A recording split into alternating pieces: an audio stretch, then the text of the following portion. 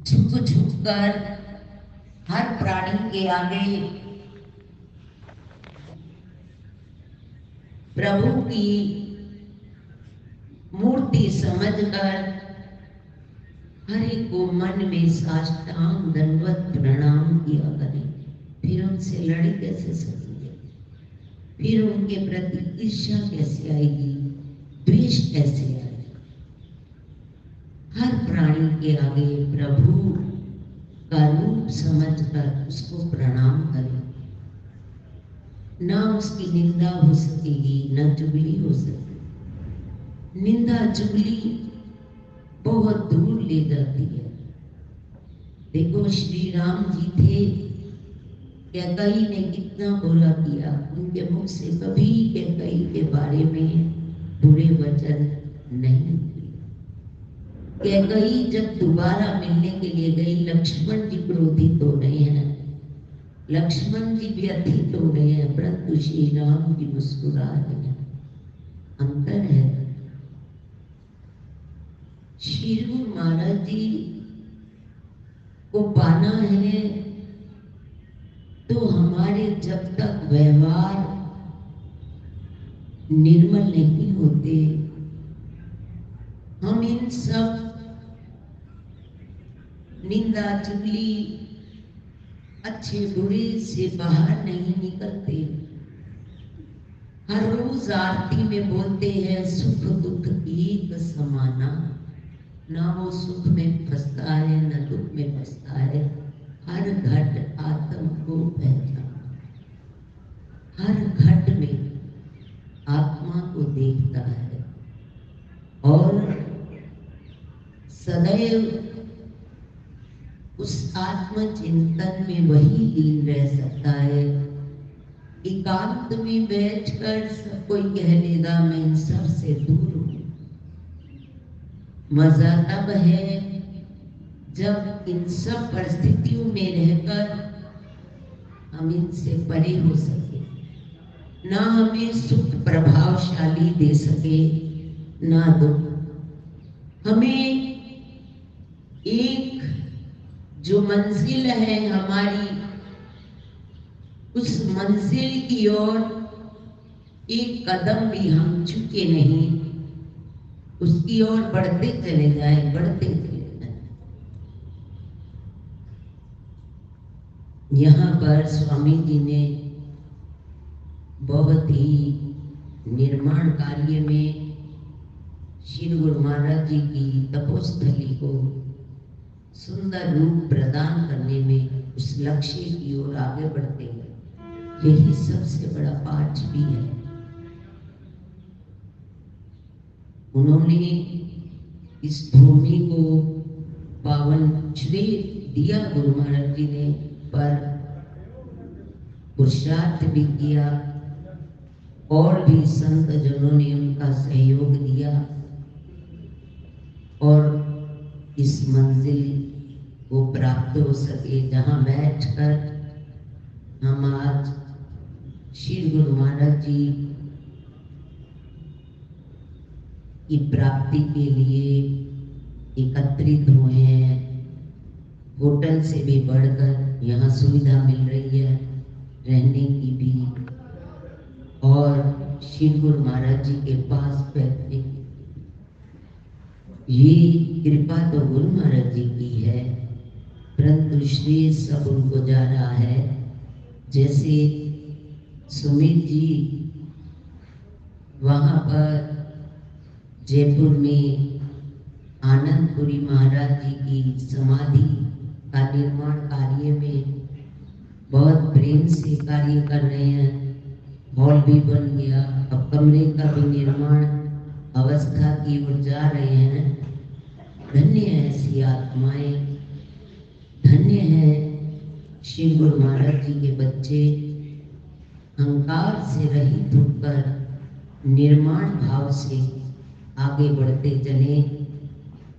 किसी भी बात का जब हमें अहंकार आ जाता है तो हम किया कराया सब हमारा निष्फल हो जाता है। गुरु महाराज जी ही कर रहे हैं। जैसे अर्जुन युद्ध में विजित हुए तो वे कहते हैं कि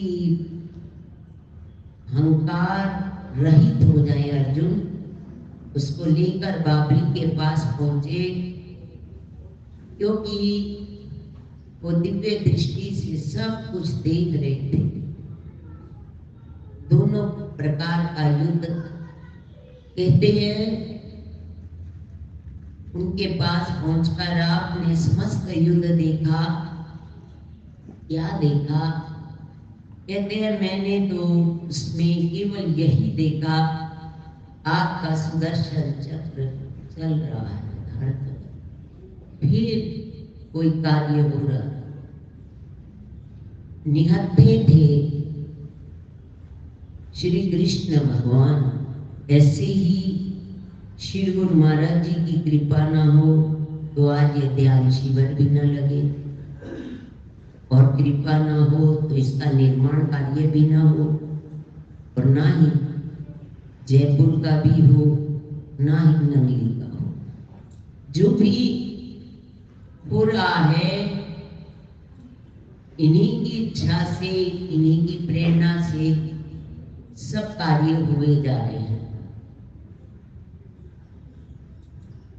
यही करने वाले हैं। व्यक्ति व्यर्थ का अभिमान करे, यह सोचे आज जिसको उन्होंने श्रेय देना है, बहुत से पुण्य कर्म पिछले जन्मों के इकट्ठे होते हैं, तब वह श्रेय के योग्य भी बनता है। बिना पुण्य कर्म के इस योग्य नहीं बनता। ये सब श्री गुरु महाराज जी की आंतरिक प्रेरणाओं के द्वारा शुभ कार्य हो रहे हैं। हम सब बैठकर उस भूमि में श्री गुरु महाराज जी की पावन तपोस्थली पर उनका एक काड़ा मात्र लेकर उस तप की ओर आगे बढ़ना चाहते हैं। प्रेरणा दादा गुरु महाराज जी को देते हैं। उनकी एक भी कदम वे उनकी श्री आज्ञा के बिना नहीं चल पाते।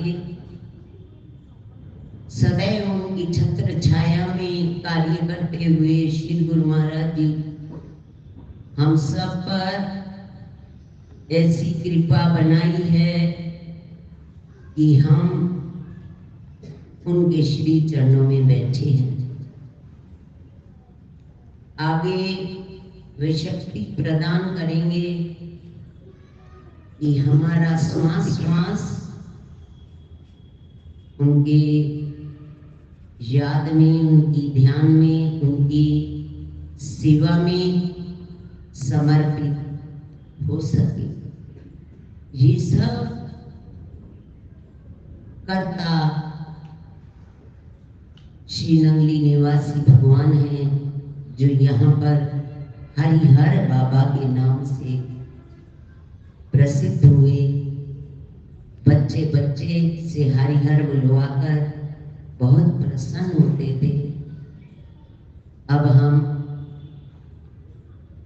यहाँ पर बैठे हैं तो भाव में बाहर की परिक्रमा भाव में करेंगे, और मैं बोलूंगी हरिहर बाबा। आप बोलना साष्टांग दंडवत प्रणाम करवा लो, और जब तक इनकी श्री आज्ञा नहीं मिलती तब तक दूसरी प्रार्थना आगे शुरू नहीं होगी।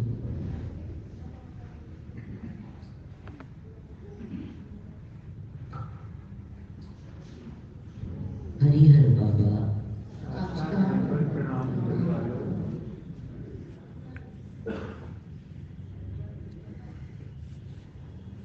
मेरी कृपा सब बच्चों पर बराबर बनी हुई है।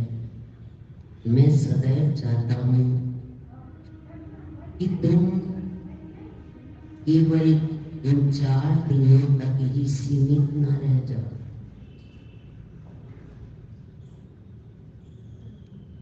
ढाई घंटे का सुन होता है, 2.5 घंटे जो मन से पाठ नहीं करता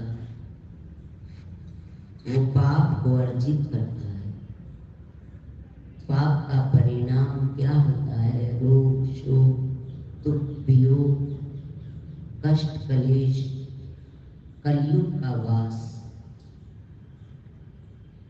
यदि इन सब से, कलयुग के आक्रमण से बचना चाहते हो,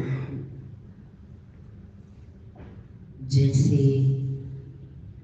बार बार श्री राम जी बाण संधान करते थे और मन ही मन प्रणाम करते थे, ऐसे जब भी तुम आलस में या संसार की बातों में उलझते हो, व्यर्थ की, मुझसे शक्ति मांगा करो। शक्ति मांगेंगे, प्रणाम करेंगे, बार बार इनका पलड़ा पकड़ कर बैठ जाया करें, छोड़ा मत करें। चाहे मन लगे चाहे ना लगे, फिर का राखे शरीर को इनके चरणों में अवश्य बिठाएं। वैसे तो अमृत वेला भी शुरू किया, जो आगे बढ़ रहे हैं कईयों को आगे बढ़ा रहे हैं। नवीन जी इस कार्य को सुबह कई लोगों के प्रेरणा बनकर वह इस कार्य को किए जा रहे हैं। जो एकांत बैठना चाहते हैं, प्रभु से कुछ प्राप्त करना चाहते हैं, वो एकांत में बैठकर बहुत कुछ प्राप्त कर रहे हैं। और रिद्धि सिद्धि उनके चरणों में लौटती है। जहां भी गुरु महाराज जी विराजमान हो जाते हैं, जिस घट में,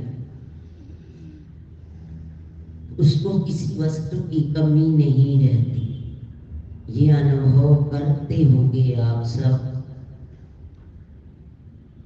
उसको फिर संसार की तृष्णाएं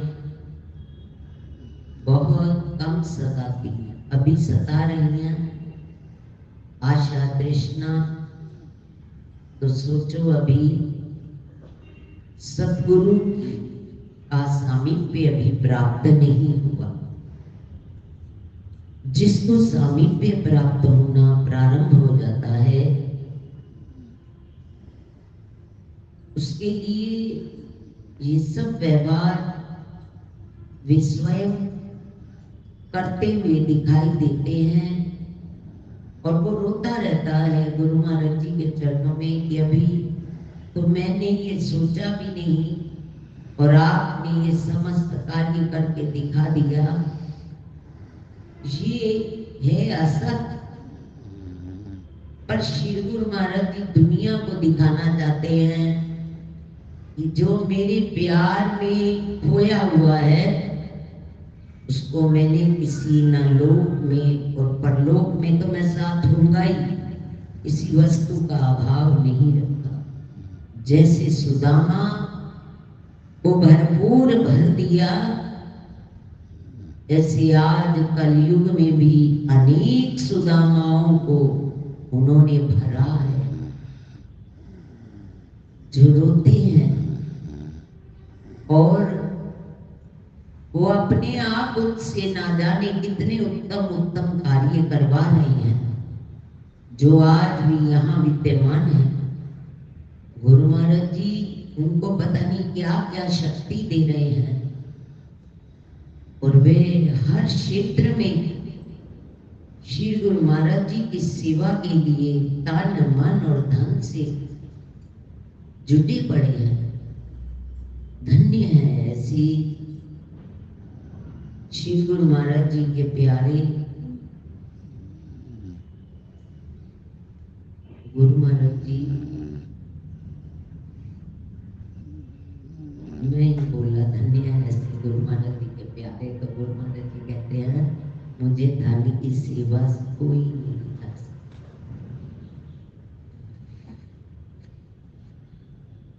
कहते हैं ये सब नाशवान वस्तु है, मुझे भी जाना है। तो जैसे अब तुम पाठ के बैठे हो, मुझे यही आत्माएं सबसे प्यारी लगती। जहां तुम और मैं होते हैं और बीच में कुछ नहीं। ये तो सब झूठ है। झूठ का सामान मैं जो चलाऊं तो ठीक, ना चलाऊं तो वो उसमें नहीं फंसते।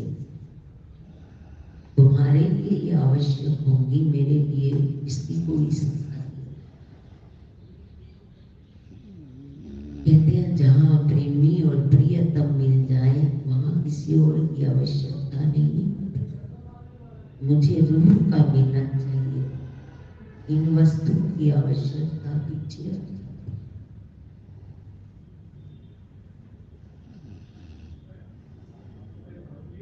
भटको मत, मंजिल तक रहो।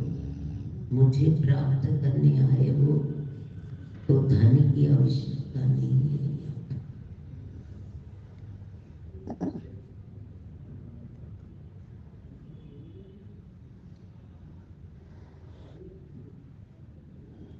ये प्रणाम करना, अपने पापों की क्षमा दिलवानी, ये मेरे पीछे कभी नाच के रिझाना, कभी अपनी होश गवा के नाम में लीन होना, ये सब बातें मुझे इस पाठ के दौरान अच्छी लगती। कहते हैं धन की कोई चर्चा ना हो यहाँ पर। सेवा करवाने वाला मैं, सब कुछ मुझे लक्ष्मी देगी, लक्ष्मी मेरी दासी है।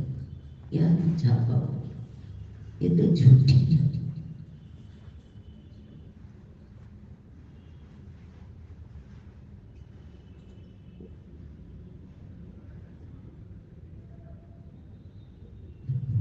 परिक्रमा करें हरिहर बाबा।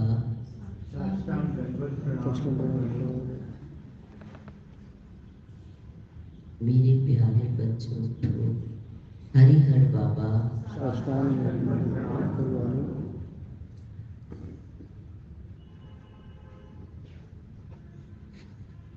हरिहर बाबा